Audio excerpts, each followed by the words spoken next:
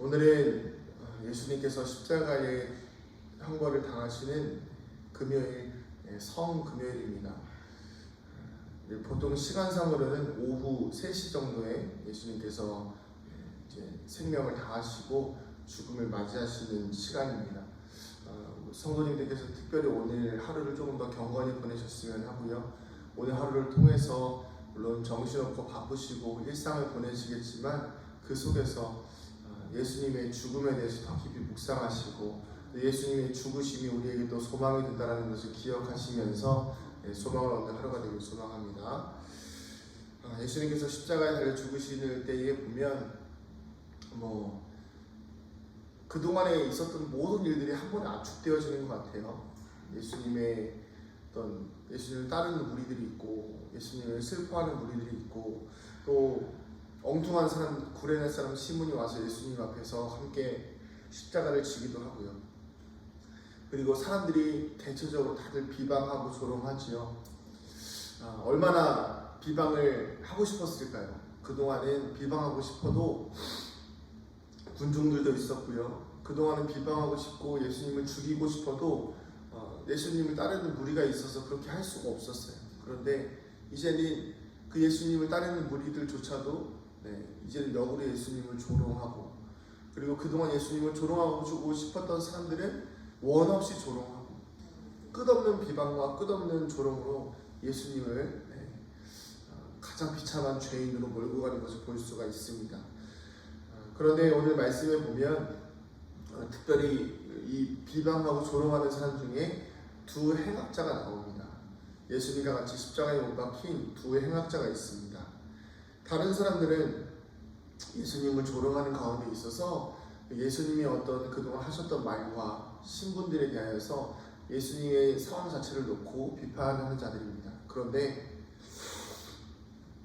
오늘 말씀 39절에 나오는 달린 행악자 중 하나가 하는 비판은 조금 달라요. 이 사람이 하는 비판은 무엇입니까? 나도 좀 구해달라 이거예요. 우리가 지금 상황이 이렇게 됐는데 너 그냥 보고만 있을 거냐? 나도 좀 구해달라. 너 아무것도 못하지 않냐? 왜 못 구하냐? 이런 식으로 같은 상황에 놓여 있으니까 예수님을 비판하는 이유가 무엇이냐면, 야, 너랑 나랑 같은 상황인데 왜 나를 구해주지 못하냐? 이런 식으로 예수님이 비판한다는 것이죠. 오늘 말씀의 이 행악자의 모습이 우리의 모습과 같지 않은가 좀 돌아보게 됩니다. 예수님과 상관없는 자들이 예수님을 비판하는 경우도 있어요. 그러나 예수님과 같은 상황에 놓여 있고 같이 짐을 지고 가는 사람이 나도 좀 구해달라. 예수님 지금 뭐하고 계십니까? 우리의 신앙생활 가운데 이런 상황에 놓여 있지 않습니까? 예수님 뭐하고 계십니까? 좀 구해주십시오. 나도 죄인이어서 똑같이 십자가에 달려있는데 나도 좀 구해주십시오. 그러면서 당신은 구원하지도 못하면서 나를 구원하겠다고 왜 그런 난리를 치고 계십니까? 이렇게 예수님을 비판하고 있는 것은 아닌지 돌아볼 필요가 있습니다. 그런데 그 반대편에 또 한 명의 죄인이 있습니다. 이 죄인은 자신도 죄인이었지만 분명한 기준을 가지고 있었죠. 물론 예수님에 대해서 똑같은 기대를 가지고 있었을 수도 있습니다. 나도 구해주세요라고 이야기할 수 있지만 이 죄인은 분명한 기준이 있었습니다. 41절에 이렇게 나와 있습니다. 우리는 우리가 행한 일에 대한 상당한 보응을 받는 것이니 이에 당연하거니와 이 사람이 행한 것은 옳지 않은 것이 없느니라 하고, 이 사람은 죄인이었지만 예수님에 대하여서 분명하게 알고 있었습니다. 사실 마치 빌라도와 같이 예수님께서는 어떠한 잘못도 없으시지만 무언가 억울한 일을 당하고 있다는 것을 알고 있었습니다. 그러기에 이 사람은 이렇게 고백하죠. 예수여, 당신의 나라에 임하실 때에 나를 기억하소서 하니. 이 말의 뜻이 이 땅에서 하나님의 나라가 될 수도 있고 죽어서 천국에 이르는 나라가 될 수도 있지만, 이 사람은 그 당시 상황에 있던 그 모든 사람들 가운데에서 가장 올바른 믿음을 보인 사람이었습니다. 그 누구도 예수님이 십자가에 달려 죽으실 때에 슬퍼하며 힘들어하며 고통 가운데 있었지만, 이 죄인만큼은 예수님의 임하실 그 하나님의 나라에 대해서 또 예수님께서 여전히 왕이라는 것을 기억하면서 예수님과 함께 그 자리에서 죽음을 맞이했던 것입니다. 예수님께서도 말씀하시죠. 오늘 내가 나와 함께 낙원에 있으리라 하시니라. 사랑하는 성도님들, 오늘은 고난주일의 정말 클라이맥스와 같은 성금요일입니다. 오늘 우리가 이 시간을, 이 하루를 보내면서 예수님의 죽음 가운데에서 내가 예수님이 비방하는 사람은 아닌지, 아니면 십자가에 달려서 같이 예수님을 비방하고 있는 사람은 아닌지, 나 살려달라고 예수님한테 애원하고 있는 사람은 아닌지, 아니면 정말 예수님을 주님으로 인정하여서 비록 나는 지금 이 땅 가운데서 목숨을 잃을 수 있지만 언젠가 주님께서 다시 오실 그 나라와 그 천국이 임하는 그때에 주님 나를 기억하소서, 이렇게 주님 앞에 올바른 신앙의 모습을 보일 수 있는 사람인지를 돌아보는 거룩한 시간이 되어지길 소망합니다. 제가 이번 주에 문득 생각한 게 무엇이었냐면, 우리가 고난주간, 부활주일, 종려주일, 성탄절 이렇게 하면서 절기들을 보내요. 그런데 절기들을 보내다 보면 매번 드리는 절기이다 보니까 때때로 식상할 수도 있습니다. 때때로는 지루해 질 수도 있어요. 자, 그런데 이렇게 한번 생각해 볼까요? 우리가 드리는 예배는요, 1년에 52번밖에 못 드립니다.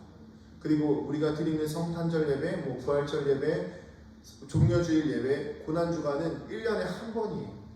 자, 그러면 우리의 인생을요, 지금부터 남은 인생을 좀 계산해 볼까요? 제가 문득 생각해 보니까 제가 은퇴할 때까지 30몇 년 남았는데 꽤 긴 인생이라고 생각했는데 부활주일 예배 32번밖에 못 드립니다. 그러면 그만큼 우리에게 주어진 시간은 길지 않다는 것입니다. 우리가 예수님의 십자가를 더 깊이 묵상할 수 있는 기간은 길어야 30번 조금 넘게 남았다는 거예요. 물론 그 이후에도 묵상하겠지만 이 자리에서 우리 성도님들의 인생을 좀 돌아볼까요? 길어야 50년 이상 사신다고 하실 때에 우리 인생 가운데 예수님을 더 깊이 묵상할 수 있는 고난주간의 기회는 50번밖에 안 남았다는 거예요. 여러분, 이 시간들을 허비하지 마시고 대충 보내지 마시고 소중히 여기시면서 주님의 고난을 깊이 묵상할 수 있는 저와 여러분 되기를 소망합니다. 고난을 깊이 묵상해야 예수님의 부활이 참 의미가 있습니다. 아무런 고난도 경험하지 않고 아무런 시간도 그냥 갖지 않으면서 그냥 대충 오늘 하루 보내고 그리고 나서 부활주일이 기쁘다 이렇게 한다고 하면 예수님의 참 부활이 내게 있어서 무슨 의미가 있겠습니까? 아무런 의미도 없이 그냥 계란 먹는 날로 다가올 것입니다.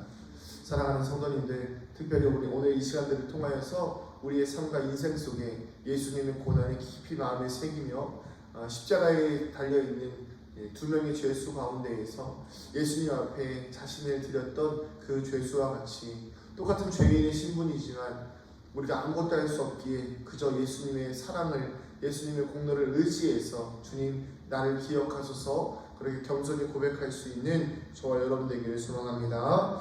기도하시겠습니다. 하나님, 주님의 나라가 이르실 때에 우리를 기억하여 주시고 나를 기억하여 주시옵소서. 하나님, 우리가 믿음 없는 자가 되어서 예수님을 원망하며 비판하며 심지어 십자가에서조차도 예수님 앞에 나를 살려내라고 닥달하는 자가 되는 것이 아니라 그저 주님께서는 아무 죄가 없으시니 주님이 오실 때에 나를 기억하여 주시고 주님의 십자가의 사랑으로 나를 구속하여 주시옵소서라고 겸손히 고백할 수 있는 믿음의 성도들, 주님의 종이 될 수 있도록 인도하여 주시옵소서. 오늘 특별히 성금요일입니다. 이 시간들을 통하여서 예수님의 사랑 깊이 묵상하게 해주시고 예수님의 고난과 고통에 참여하여서 우리가 오늘 하루를 온전히 잘 보낼 수 있도록 인도하여 주시옵소서. 감사드리며 사랑이 많으신 예수님의 이름으로 기도드립니다. 아멘.